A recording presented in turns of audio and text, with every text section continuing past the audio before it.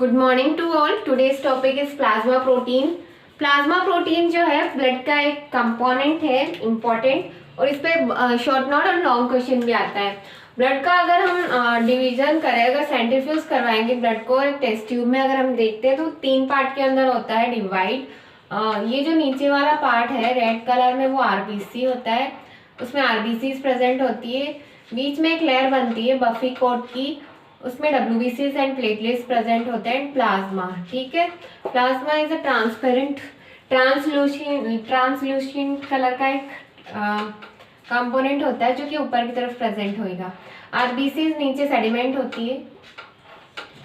RBC जो है वो 45% प्रेजेंट होएगी और प्लाज्मा 55% एंड लेस देन 1% जो है हमारे बफी कोट प्रेजेंट होता है, ठीक है। ये कंपोनेंट हो गए ब्लड के मेन बेसिक।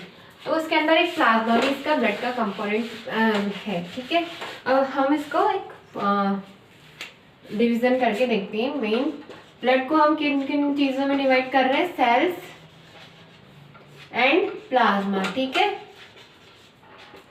सेल्स जो है कौन कौन सी हो गई, RBCs, WBCs and platelet. Plasma को अगेन हम डिवाइड करेंगे। प्लाज्मा किन किन से मिलके बनता है, water and solid particle. Water 92% होता है एंड सॉलिड पार्टिकल 8%, ठीक है। अगर हम सॉलिड पार्टिकल को अगेन डिवाइड करेंगे तो वो होंगे, इसका डिवीजन होगा plasma protein and other solutes. Plasma protein basically कौन कौन से हैं, एल्बुमिन है, globulin and fibrinogen and prothrombin. Other solvent का अगर हम देखें तो electrolyte, nutrients and waste materials, ये भी इसके अदर पार्ट्स होते हैं। प्लाज्मा प्रोटीन जो है वो 7% प्रेजेंट होता है, अदर सॉल्वेंट 1% और लेस देन 1%। सबसे ज्यादा कॉन्सेंट्रेशन होती है एल्बुमिन की, 55% प्रेजेंट होता है, ग्लोबुलिन 38%, फिब्रिनोजन 7% एंड प्रोथ्रोम्बिन जो है 1% प्रेजेंट रहता है। हम इस वीडियो के अंदर मेन जो बेसिक कंपोनेंट की बात कर रहे हैं वो है प्लाज्मा प्रोटीन। हम डिटेल में पढ़ेंगे प्लाज्मा प्रोटीन को 1 by 1। फर्स्ट है हमारा एल्बुमिन।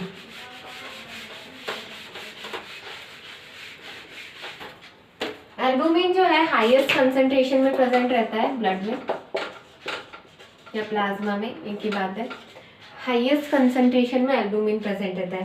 ज्यादातर जो प्लाज्मा प्रोटीन्स है वो सिंथेसाइज होते हैं फ्रॉम द लीवर इनको सिंथेसाइज करता है एक्सेप्ट गामा ग्लोबुलिन के, ठीक है। उसको करती है प्लाज्मा सेल्स। एल्बुमिन जो है हाईएस्ट कंसंट्रेशन होती है इसकी 55%, लोएस्ट डायमीटर होता है। जो बेसिक अगर हम कंसंट्रेशन देखें प्लाज्मा के अंदर प्लाज्मा प्रोटीन्स की होती है 6 to 7 ग्राम पर 100 ml ऑफ प्लाज्मा। अब हम देख रहे हैं एल्बुमिन का स्मॉलेस्ट डायमीटर है, लार्जेस्ट कंसंट्रेशन है या हाईएस्ट कंसंट्रेशन है। एल्बुमिन जो है क्या कर रहा है, एल्बुमिन अगर एल्बुमिन किडनी के अंदर इसके स्मॉलेस्ट डायमीटर की वजह से क्या होता है, किडनी कई बार किडनी डिजीज में जब ग्लोमेरुलर डिसफंक्शन होता है उस कंडीशन में क्या होता है, इसकी स्मॉलेस्ट डायमीटर की वजह से जो एल्बुमिन है वो ज्यादा सिक्रीट होने लग जाता है फ्रॉम द यूरिन। उस कंडीशन को हम बोलेंगे एल्बुमिनूरिया। यूरिया से एल्बुमिन एक्सक्रीट हो रहा है।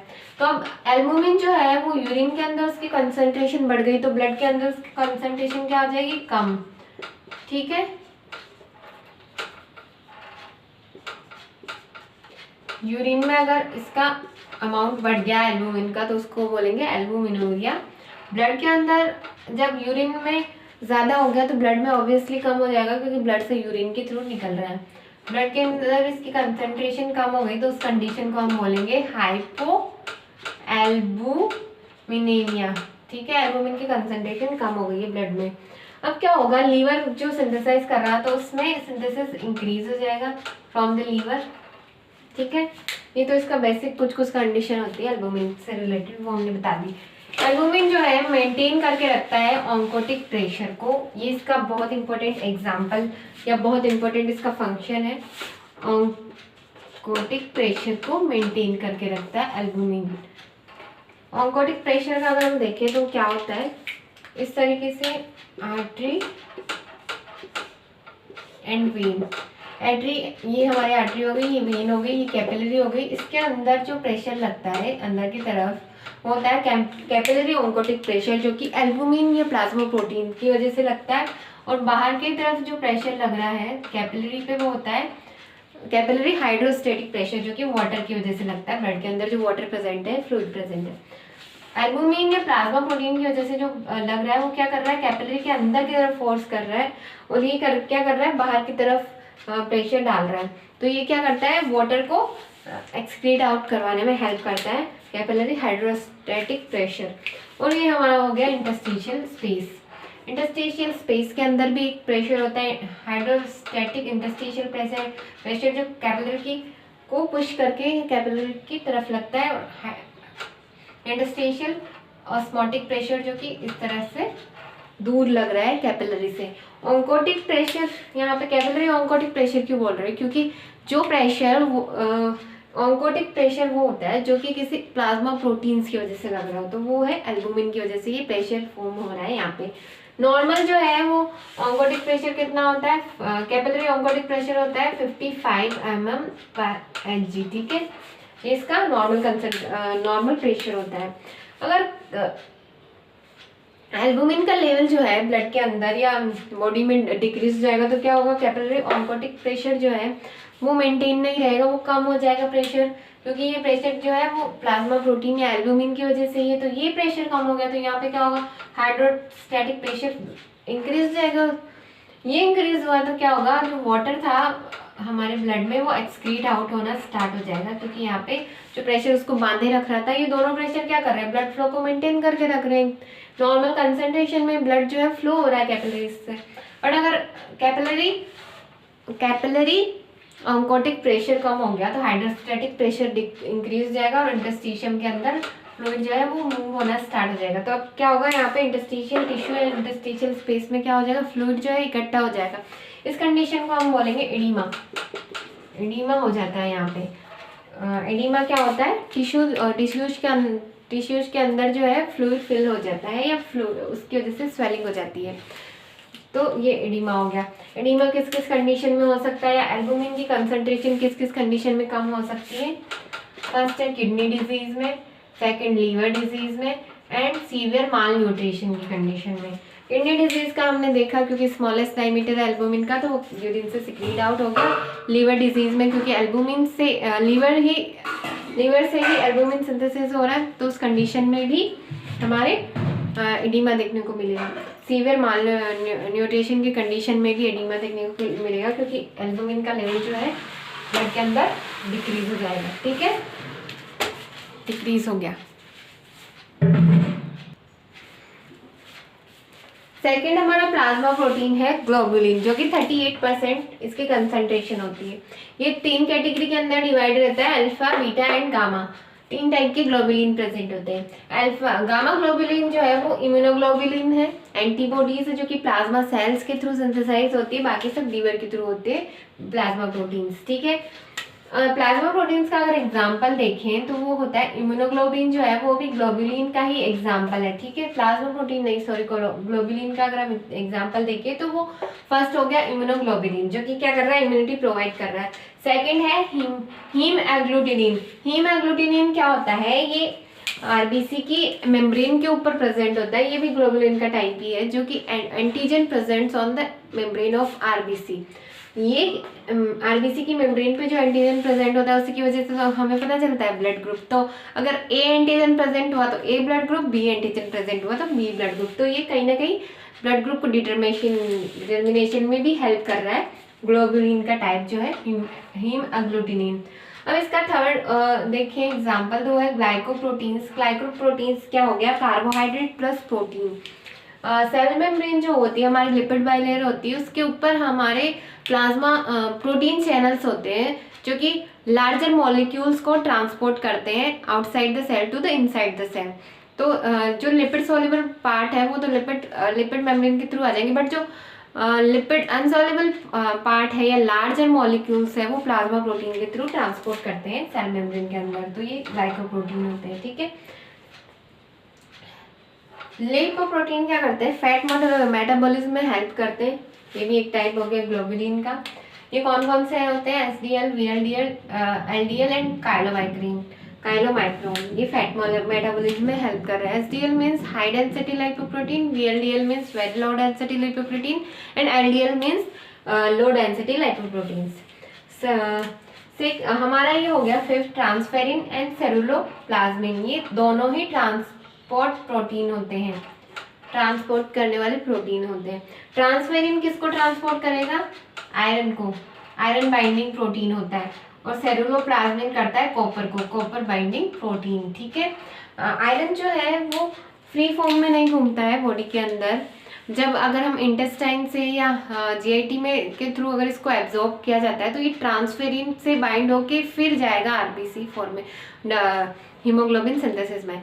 और अगर डिस्ट्रक्शन ऑफ आरबीसी होता है या हीमोलाइसिस होता है, उस कंडीशन में भी आयरन निकलता है, हीमोग्लोबिन का एक कंपोनेंट है आयरन, तो वो उस फ्री फॉर्म में नहीं होता है आयरन ब्लड में, वो बाइंड होगा ट्रांसफेरिन से। ठीक है, ये ट्रांसपोर्ट प्रोटीन है ट्रांसफेरिन आयरन का।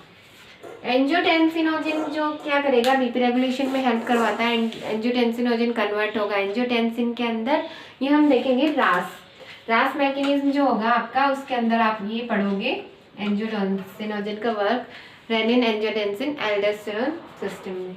क्लोटिंग फैक्टर, ज़्यादातर जो क्लोटिंग फैक्टर है वो ग्लोबुलिन के ही बने होते हैं, एक्सेप्ट फिब्रिनोजन एंड प्रोथ्रोम्बिन, जो कि मेन बेसिकली अलग टाइप के प्लाज्मा प्रोटीन है, उनको भी हम डिटेल में देखेंगे। ठीक है, अब फोर्थ जो हमारा प्लाज्मा प्रोटीन है वो होता है फिब्रिनोजन। फिब्रिनोजन क्या है, ये फिब्रिनोजन क्लॉटिंग फैक्टर ही है एक तरह का। ये सॉल्युबल फिब्रिनोजन जो कन्वर्ट होगा फिब्रिन थ्रेड्स में, जो कि क्लॉट का फॉर्मेशन करवाएंगे। ठीक है, तो ये भी हमारा फोर्थ टाइप का प्लाज्मा प्रोटीन हो गया। फिफ्थ है हमारा प्रोथ्रोम्बिन। प्रोथ्रोम्बिन जो है वो कन्वर्ट हो जाएगा थ्रोम्बिन में और ये लास्टली कोगुलेशन करवाएगा। ठीक है, क्लॉटिंग फैक्टर है ये भी। ठीक है, अब होता है एक मेन इंपॉर्टेंट जो पॉइंट है वो है एल्बुमिन ग्लोबुलिन रेशियो, जो कि 2:1 होता है। एल्बुमिन की कंसंट्रेशन ज़्यादा है इसलिए 2:1। ये भी इम्पोर्टेंट होता है। ये किस कंडीशन में इम्पोर्टेंट होता है, बहुत सारी डिजीज होती है जैसे इम्यूनोलॉजिकल डिजीज या इन्फ्लेमेटरी डिजीज, उसके अंदर एल्बुमिन ग्लोबुलिन रेशियो देखा जाता है। ठीक है, ये भी इसका एक इम्पोर्टेंट क्लिनिकल फीचर हो गया। ठीक है, अब हम डिटेल में देखेंगे functions of plasma protein. First है maintain the oncotic pressure. Albumin oncotic pressure को मेंटेन करके रखेगा, जो हमने डिटेल में डिस्कस कर लिया था पहले ही। कैसे करेगा, 25 mmHg नॉर्मल ऑन्कोटिक प्रेशर होता है। प्रोवाइड इम्यूनिटी, ग्लोबुलिन जो है इम्यूनोग्लोबुलिन वो इम्यूनिटी प्रोवाइड करेगा। Help in coagulation, fibrinogen and prothrombin and other clotting factor जो कि ग्लोबुलिन के टाइप है वो कोगुलेशन करवाएंगे ब्लड के।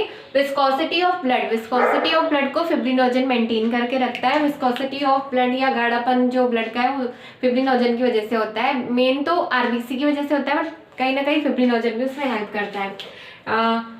ट्रांसपोर्ट का काम करेगा एल्बुमिन, जो कि कई सारे हार्मोन, ड्रग्स एंड मेटल्स इनको ट्रांसपोर्ट करवाता है एक जगह से दूसरी जगह पे। वो प्लाज्मा प्रोटीन से बाइंड होकर ही हार्मोन्स या कुछ जो सब्सटेंस है वो ट्रेवल करते हैं ब्लड के थ्रू बॉडी के अंदर। ठीक है, एक्ट एज ए बफर, ये एसिड बेस बैलेंस बना के रखेगा, बफर पीएच मेंटेन करके रखता है ब्लड में।